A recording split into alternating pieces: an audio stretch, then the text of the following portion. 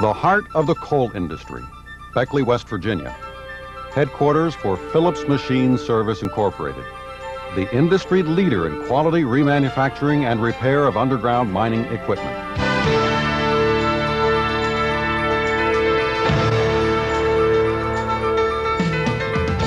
Phillips Machine Service is a large company. It employs 90 highly skilled and motivated people. These technicians bring know-how and innovation that solves problems for customers. And they do it 24 hours a day, 7 days a week. Western Kentucky, go underground. Sales and service is maintained by 10 in-the-field experts who live in the coal fields and know their customers on a one-to-one basis. They cover all the Appalachian and Midwest coal fields. Full service means not only quality, but immediate emergency service. Phillips Machine Service is unique because its technicians can repair all makes and models of underground mining equipment. Phillips Machine Service is the only company of its kind that has these capabilities with a full service warranty. When you widen racing out, you have a tendency to lose a bit block limitation.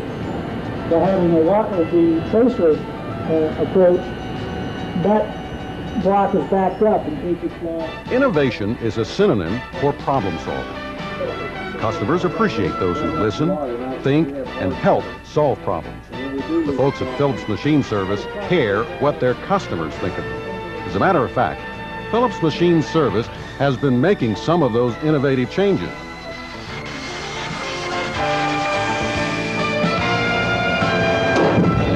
A good example, the 30-inch wide conveyor on a 14 CM5 miner. Phillips Machine Service does an awful lot of things, even for the largest full-service company of its type. The list is pretty impressive. Long wall crusher. How about wet bed dust scrubber? Or vacuum contactors on the cutter head motors. Radio remote control, too. The whole point of this is the philosophy here at Phillips, to get the customer back in coal production as soon as possible. And that, of course, includes listening to the customer and having the commitment to quality. I'm outside the Phillips Machinery Rebuild Facility in Beckley, West Virginia, and I'm joined by Jack Phillips, the president of Phillips Machinery. Jack, thanks for joining us today. How are you, Jim? I don't want to be impolite, but this looks like a junkyard. Well, Jim, that is the initial reaction most people have to this beautiful piece of machinery you see here, but believe me, after we perform the remanufacturing process on this, it's going to look just like it did a few years ago when it rolled out of the manufacturing facility. You tell me that with all this rust, all these pieces of equipment that don't work, you can make this like new? That's absolutely correct. Well, the mountain air is getting kind of cold. Let's go and see how you do it. Okay. Jack, now this is really impressive. You've got an entire mainframe on this boring mill. Tell me, what's going to happen to this? Okay, Jim, this mainframe has just come from the fabricating section, and we've got it sitting here on, as you can see, this very large floor-type horizontal milling machine. And we have capabilities with this machine that is much different than our competition. We can machine this whole mainframe, and as you can see, it's quite large, in its entirety, in virtually one setup, and we don't have to cut any of the components of this mainframe off of. Well, that's excellent. If you would have to put them back together again, weld them together, you're going to get some distortion.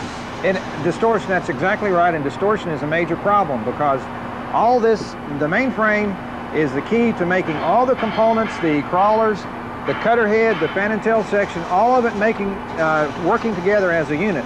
If the machining isn't done accurately here, it's not going to do that. So that means the life of the machine is going to reduce. The customer is going to have more downtime. So this makes a big, big difference. This is very, very impressive. You mentioned the cutter heads. On a smaller scale, we've got some cutter heads over in the cutter rebuild area. Why don't we go over and look at those? Okay, we're in the cutter head rebuild area. Mm-hmm. I'd like you to meet my brother, Jim Phillips. He's a recognized cutter drum expert. What are you doing here? Jim, we're custom designing a special set of drums. You can see with our special cutting fixture, we can vary lots of different underground mining conditions. So you got hard coal, hard rock, soft rock.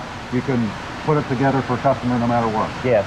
Every condition is going to dictate what spacing you have to use, the degrees apart, the particular tack angle. Well, these patterns are always different. All these patterns always vary. They're always different, depending on whatever the hardness of the coal, the softness, the cleavage planes, whatever the case might be. Now these blocks have to be individually designed also. How do you do that? Okay, come on, I'll show you. Okay. Oh, you got a big burning table here. Look at this. You got a series of 4 burners there. Yes, sir. What we do here is, since we do have custom designed drums, each segment of block is varied. We draw a different print for each particular set of drums. We have a 4-headed tool post, but all we do is it duplicates itself. I see. And you use an electric eye on the pattern your customer gives you, so the pattern is always exactly the same. That's correct. So that's very efficient. You're using every single piece of this burning table, aren't you? Yes, sir, you do. You have very little waste in this process. And I bet this isn't cheap to buy either, is it? No, sir, it's not. Especially in this day's market, everything's expensive. Yeah. So now we've got the cuttering head pretty much ready for some other action. Is that right? That's correct. As soon as the welding process is complete, then we move the whole process to the machine shop and set this cutter drum up in a vertical boring mill, and then we do the final machining. Well, let's go look at that. Okay, go. Jack, this is a big, impressive, expensive-looking piece of equipment. It looks like it's got about a 60-inch lead on the boring head. What's it doing? Yes, this is a 60-inch high-column vertical boring mill. It's now in the process of boring internally all the fits that are necessary to return this cutter drum to its original OEM specifications. So what it can do is give the maximum amount of machining. We can machine in this position and on this particular machine that we had a very difficult time finding because there's only a handful of them made in the world. We have moved this machining operation from the horizontal milling machine to the vertical boring mill. This increases the efficiency in which we're able to do this process. It's much more accurate, and time is reduced considerably. So it gives a lot of fast turnaround time for the client and a lot more efficiency. Correct. That's correct. You also make a lot of your own replacement parts. That's correct. We have a hob set up right now with a shaft in it. Let me take you over and show you that. Let's go look at it. Jack, this is a super machine shop. Now, in your custom work, such as with this shaft, wow, this is a long shaft. Yes, Jim, this is a cutter head shaft that goes into a typical cutter head gear case on a continuous miner. And this particular process you're looking at here is a splining operation being accomplished on a German-built gear hob machine that we had custom built for us. As you can see, it's got a lot of extra length, and we wanted to have the capability of manufacturing cutter head shafts for any continuous miner built in the United States. So anybody can buy this custom-made, these custom-made parts, whether they're on a rebuild you're doing or not? That's correct. We sell these to other rebuild manufacturers or rebuilders in the United States, and we also sell these directly to mining customers that do their own rebuilding. This is just an impressive capability. Now, before the gear or gears like this get back into your rebuild, there's some more boring that has to go on, and that's going on in the other shop. Why don't we go see how that works?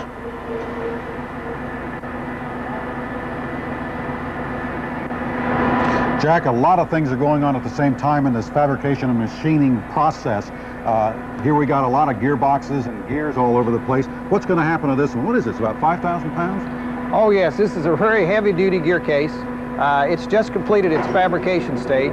We're now moving it directly into the horizontal milling machine where we'll do the final machining. Now what's this do that's a little bit different?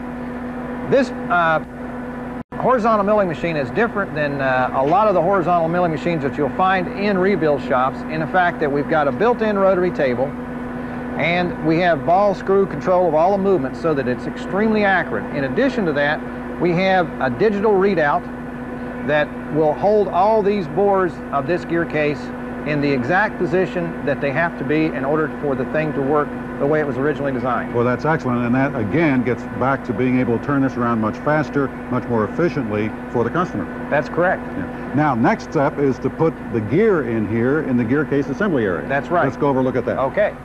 Okay, Jack, this is the real sensitive part of the rebuild, isn't it? Yes, this is a cutter head gear case. This is the final assembly process. The actual placement of these gears in this gear case is extremely important because this gear case maintains the exact same warranty as a brand new gear case from the factory. Now this one's almost finished. It'll go in with all the other pieces. Why don't we go see how they're coming with the final rebuild? Okay. Jack, this is the reassembly area, and this is where all the pieces go together. This is the conveyor system we saw a little bit earlier. And what, you've added about 6 inches to it? That's correct. We've added 6 inches to this conveyor area, which in turn allows the machine to have a higher loading rate and a much higher productivity rate. Now, these are expensive pieces of equipment, but wouldn't it be cheaper just to buy a new one rather than trying to add a few inches to this one? No, this is part of our remanufacturing program. We can realize back to the customer approximately 30 to 40% savings over buying a brand new. So they're going to get increased productivity, they're going to get an almost new machine, and they're going to get a whole lot more production out of it. They will get as much production out of this remanufactured machine as they would get out of a brand new machine. Because we've added the latest technology such as this scrubber system, we've added a remote control, and we've added electronic changes to the electrical system, which would allow this machine to produce at the same rate as a brand new machine, or maybe a little better, because it is custom fit for that particular model. This is just incredible, Jack. I had no idea you had this capability. I want to thank you for letting us go on this tour. Thank you, Jim. A very impressive facility to say the least. Phillips Machine Service Company does one thing very easily, remembers the customer. That means quality is the #1 priority. Innovation to keep coal production competitive is the reason Phillips continues to grow. And remanufactured machine warranties emphasizes our commitment to 24-hour service.